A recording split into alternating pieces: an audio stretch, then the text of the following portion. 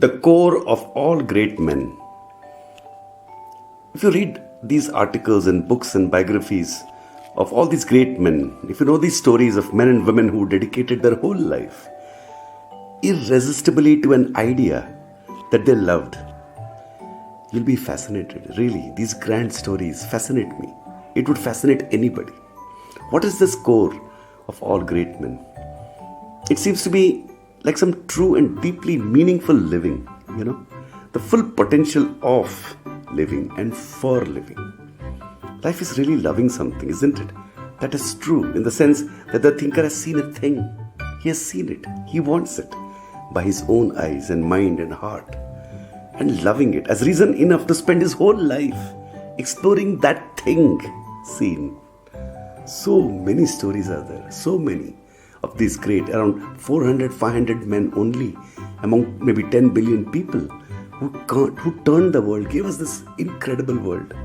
The great philosophers, Socrates and Plato and Aristotle and Cicero, so many more, Spinoza, Hegel, Kant, Schopenhauer, all these people who inquired deeply into things, spent their whole life inquiring. Bertrand Russell, the great scientists, again Aristotle, Bacon, Newton, Kepler, Copernicus, Faraday, Maxwell, Rutherford, Dalton, Einstein, so many more, Bohr, the great businessmen, Steve Jobs and Bill Gates, during our time, living legends today. In India, Dhirubhai Ambani. These people had one idea. Maybe they were not perfect people. Maybe they were not perfect in every way, but they had this one idea, one thing they loved. The great artists, Van Gogh, Gauguin, Renoir, Vermeer, the famous Leonardo da Vinci, who actually knew all the subjects. So many of them, Picasso and Salvador Dali, the great musicians in India and the Western and Indian classical musicians, the great pop musicians, Beatles and Elvis Presley, Tchaikovsky, Bach, Hariprasad Chaurasia, Ravi Shankar, so many. The great movie directors, Charlie Chaplin, Woody Allen, Steven Spielberg, and so many more, actors, directors, all these great people, the great political leaders, the founding fathers, the great kings. All these people came in a certain context of life and they saw something. They took up a leadership role without knowing it because there was something driving them from deep within. It's a fact.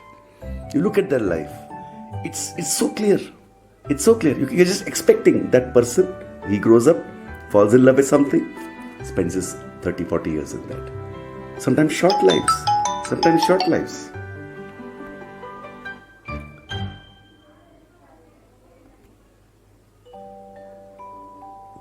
The interesting thing is that if you do this project personally and clearly see with real simplicity how a few ideas and few men, around 500, shaped our cultures, made the stories of all our lives, determined our past and our present, and made our future, the future to come, with such future leaders only, then a strange thing happens. You become a great leader to an extent.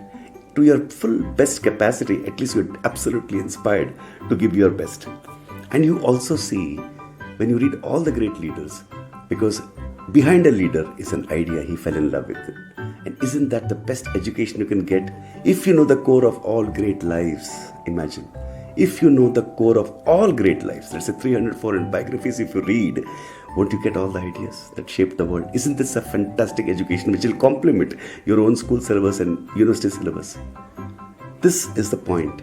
You should know the core of life. And the core of life lives and rings in passion and in fervor, in intransigence especially, because they don't give up.